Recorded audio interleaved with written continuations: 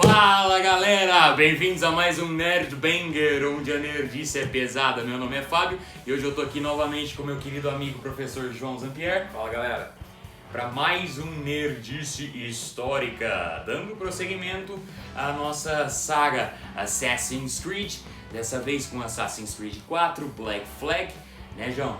é isso aí, vamos conversar um pouquinho sobre a Era de Ouro da pirataria, né? Vamos conversar sobre os piratas mais famosos, bandeiras dos piratas, né? Que existe uma diferença, não é só dois ossos cruzados com crânio, onde eles atuavam, por quê.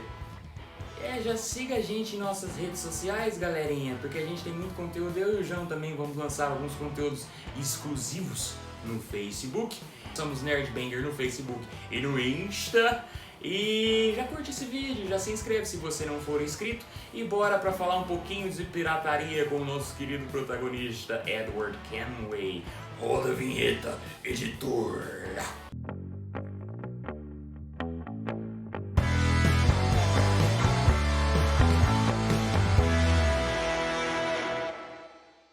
Tá gravando aí pra mim? Fabirão? Vai gravar pro Fabirão? É isso aí, galera. Assassin's Creed 4 Black Flag é o primeiro jogo da série que dá uma voltada no tempo, né? A série tava só indo pra frente na história da humanidade. Dessa vez a gente controla o avô do protagonista do game anterior, o Edward Kenway, que é um jovem com uma ambição muito grande, sonhos de riqueza muito grande. E ele vê essa oportunidade de riqueza quando ele é contratado pela Marinha Real para atuar nas Índias Ocidentais como um corsário.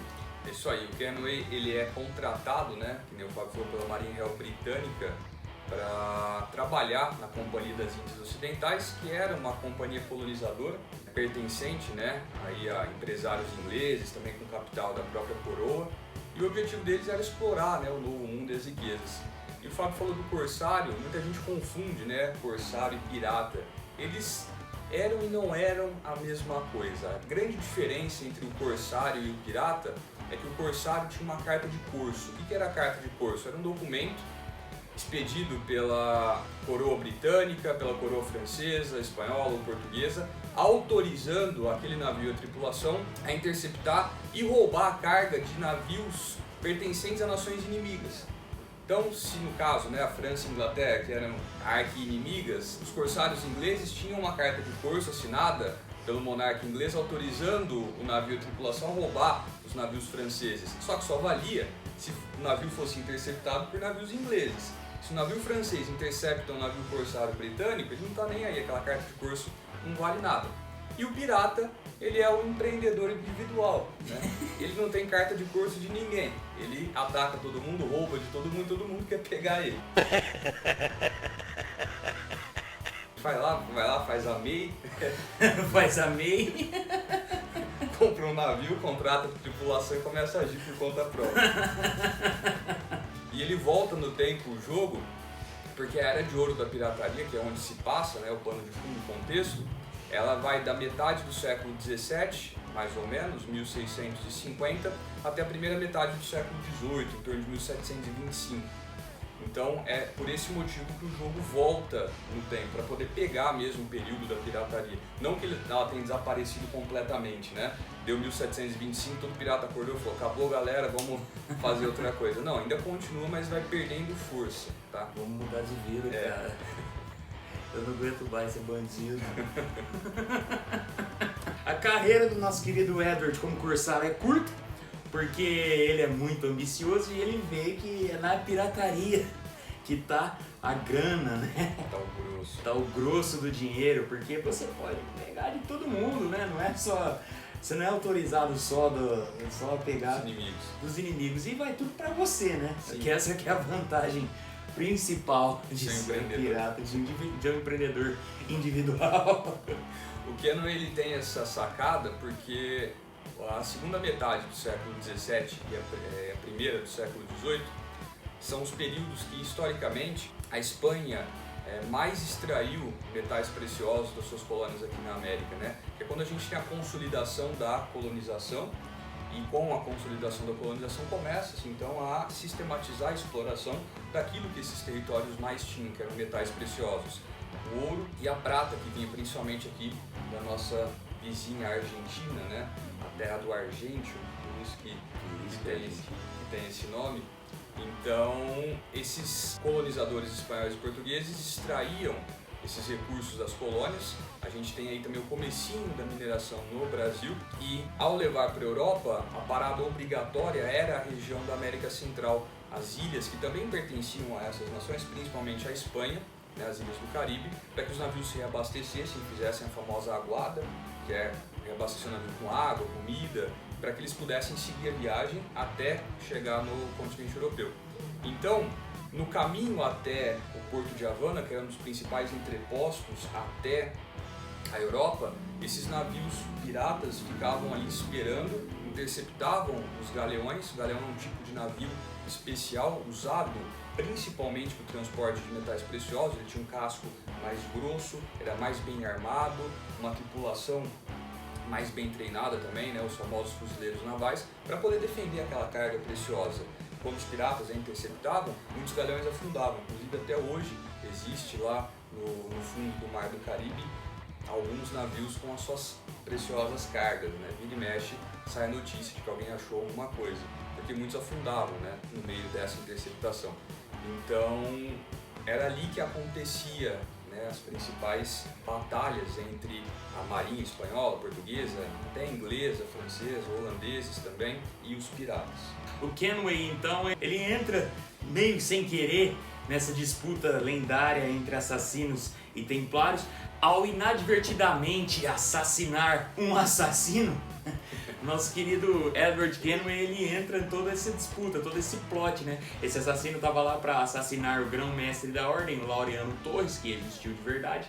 Ele é o principal antagonista do jogo e está usando o governo de Cuba como cobertura, como um disfarce para procurar o Observatório, que é um objeto místico do jogo dos primeiros homens, no qual ele pode observar qualquer um no mundo utilizando apenas uma gota de sangue. Então o Edward, ele, ao matar esse assassino, ele entra na mira da Ordem dos Assassinos e também ele não gosta dos Templários e ele fica nesse vou não vou. Aí ele opta pela Ordem dos Assassinos, decide acolher a causa e pavimenta o seu caminho para se tornar um dos assassinos mais lendários também e o primeiro pirata assassino. O jogo ele brinca novamente, né, com personagens históricos, né, pessoas que existiram de verdade.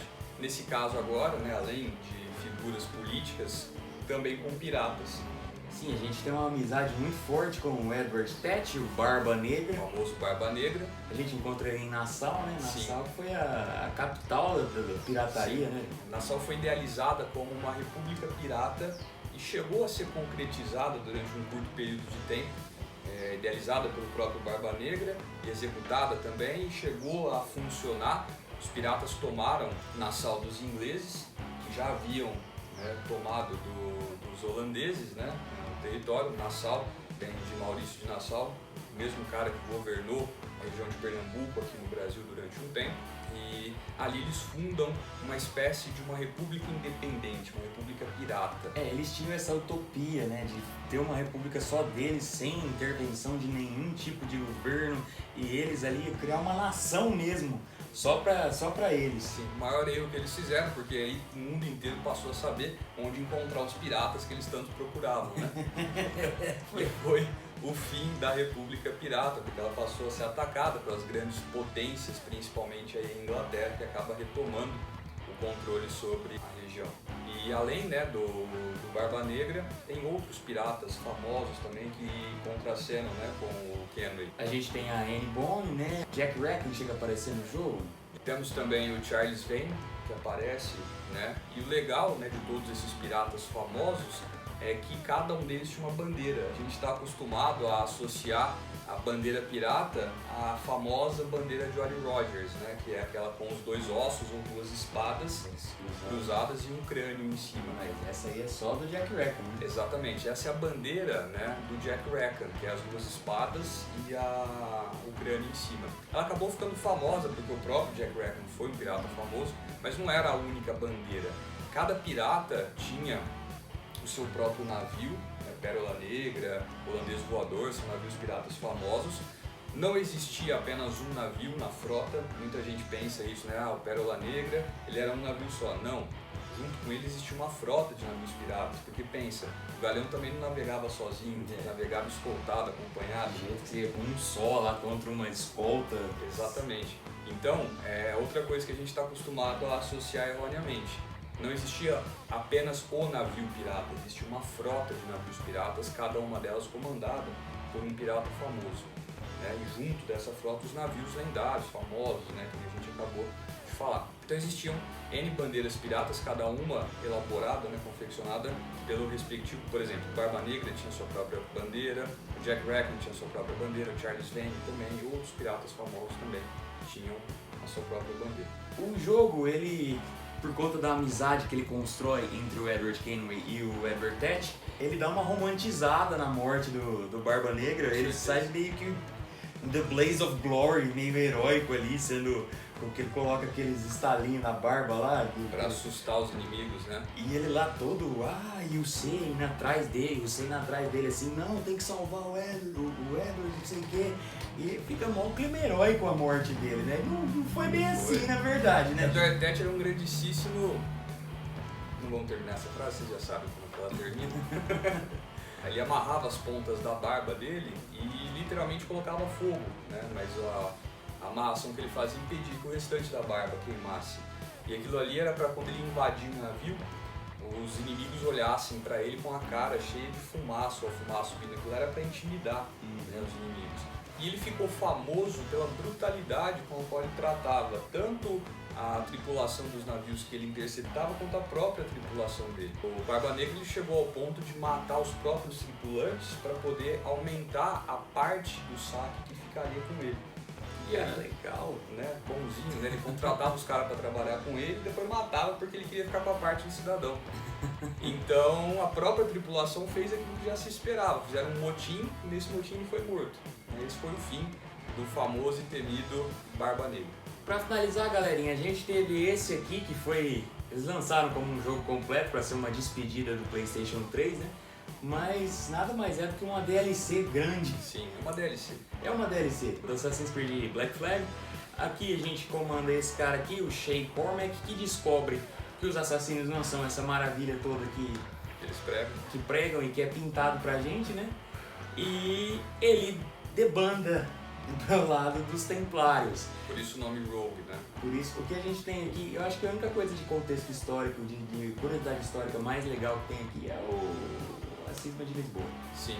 Um grande terremoto, né, que aconteceu em Lisboa, Portugal, e arrasou com a cidade, né, destruiu a capital portuguesa e você tem que fugir, né, do terremoto. E aí mostra nesse jogo aqui que a culpa foi sua, do jogador. Foi esse, seguindo uma ordem do mentor dos assassinos, que era o Aquiles, o nosso mentor do 3. Isso faz com que o Shay tenha um insight de falar, pô, esses caras não são legal não, eu vou pro outro lado dos Templários. É um joguinho bem legal, né, João? Curtinho. Ele continua naquela pegada, né, de navio pirata, das batalhas navais. A mecânica do jogo é igualzinha à do Black Flag, eles não mudaram nada. Certo que o software às vezes faz isso, né? Tem só uns problemas, né, alguns erros, né, que é quando você usa aquela roupa que não tem capuz. E aí você vai entrar no modo stealth, ele só faz o movimento, né, de jogar o capuz que não existe. Mas fora isso é legal o jogo, é um jogo legal. Tem a batalha com os navios lendários também. Tem. É um Ctrl-C, Ctrl-V em menor escala do Black Flag, mas é bem legal. Vale a pena dar uma olhadinha também. É isso aí. É isso aí, galera. Esse foi mais um Nerdice Histórica. Novamente aqui com o meu querido professor João Zampier. Valeu, galera. No próximo a gente vai falar de um dos meus assuntos históricos preferidos, pelo menos. Os meus também. Que é a Revolução Francesa do Assassin's Creed Unity, o primeiro Assassin's Creed dessa nova geração, que agora já tá velho, porque tá chegando ao fim, né?